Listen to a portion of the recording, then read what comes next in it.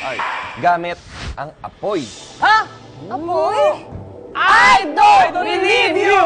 Ito ang tinatawag natin na fire art. Kailangan mo na safety. Mga I-believers, Yes! huwag niyong gagawin ito pag wala kayong kasamang mas nakatatanda na magsusupervise. Okay? At kailangan din natin ng face mask, guys, dahil hindi magandang amoy itong gagawin natin. Apoy. Bilang apoy. Okay, ito mga Para mas gumagawin kailangan natin natin for ang this anak. experiment. Okay? First, kailangan natin ng kahoy, Ahoy! nail polish, Nail polish eh. and lighter. Ah, Right? Gagamitin natin itong nail polish, okay, sa paggawa ng anumang design na gusto ninyo. Alright? And then pag ready na ang design ninyo, sisindihan natin ang nail polish using the lighter. Alright? Kapalan pa. Kailangan Kapalan. medyo makapal ang nail polish, and then pwede nyong gamitin ang brush sa pag-spread. Ito na nga lang yung akin.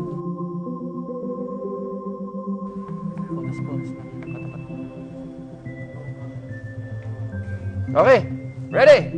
Let's start it. Let's start with Kuya Rodfield.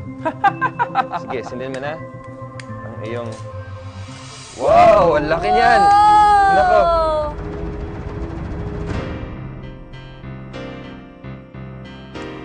Wow. Pagkuha po ng liempo dito. Ang ganda, oh. Ako pa. Galing, ah. Alab. Yay! Yun. Galing ah! So, araw nga siya. Lutong araw. Araw, dahil Ah, mainit. galing, ah. Maapoy, araw. Galing, galing, Diba, galing, Connect? galing. Ako naman. May iba pa siyang kulay eh. Naligyan ko ng konting design. Totoo na yan. Basahin niyo. Science, I believe. Ate Sa Chris. akin naman, Hindi ako na rin. Dagdagan natin. takot lang talaga ako eh, nasa apo. Ito, hilaw. Yun, oh. Rare lang. Ito rare eh. Rare. Pwede na, pwede na. Yay! Ang ganda naman ng puso mo. Violet. Yes! Nag-aalab na puso. Para kanina yung puso mo. Para kay Jesus.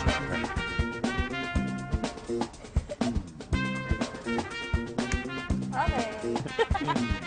Langatan natin ang ating finished product. Yes! Footprint. Good job, guys. Thank you. At, Galing natin! Woo! Galing natin! at yan po ang tinatawag natin na fire art. I believe! Ang nail polish ay isang uri ng lacquer o pampakintab na ginagamit para lagyan ng kulay ang mga kuko.